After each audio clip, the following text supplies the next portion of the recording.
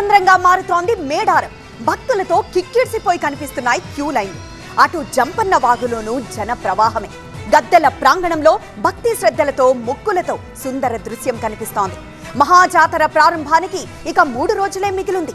ఈలోపే మేడారం దారుల్లో పరిసరాల్లో జనమే జనమన్నట్లు భక్తులు కనిపిస్తున్నారు.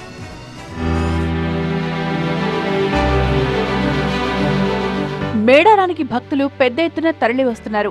వనదేవతలు సమ్మక్క సారలమ్మను దర్శించుకుని మొక్కులు చెల్లించుకుంటున్నారు. మహాజాతర సమీపిస్తుండటంతో రోజురోజుకు భక్తుల రద్దీ పెరుగుతోంది. మహాజాతర ముందే ఏపీ, తెలంగాణతో పాటు వివిధ ప్రాంతాల నుంచి భక్తజనం లక్షలాదిగా తరలి వస్తున్నారు. దీంతో మేడారంలో ఉదయం నుంచి రాత్రి వరకు భక్తుల రద్దీ కొనసాగుతోంది. ప్రత్యేకించి మేడారంలోని పలు ప్రాంతాల్లో ఉదయం, సాయంత్రం, రాత్రి వేళల్లోని డ్రోన్ దృశ్యాలు స్పెషల్ అట్రాక్షన్ గా నిలుస్తున్నాయి. సమ్మక్క సారలమ్మ గద్దెల ప్రాంగణం రాత్రి వేళ బంగారు వర్ణంలో మెరిసిపోయింది. ఆయా దృశ్యాల్ని చూసేందుకు 2 కళ్ళు చాలవన్నట్లుగా ఉన్నాయి.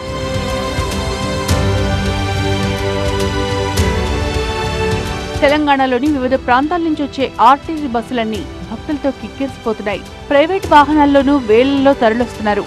నార్లాపూర్, ఊరట్టం, మేడారంలోని ఖాళీ స్థలాలు, జాతర పరిసరాల్లో ప్రైవేట్ వాహనాల జాతర కొనసాగుతోంది. వీటికి సంబంధించిన డ్రోన్ దృశ్యాలు అలరిస్తున్నాయి.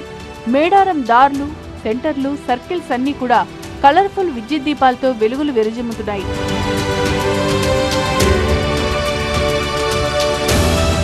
అటు మేడారం ప్రధాన రహదారులు, జంపనవాగు పరిసరాల్లో, అద్దె సత్రాల్లో ఎక్కడ చూసినా భక్తులే దర్శనమిస్తున్నారు.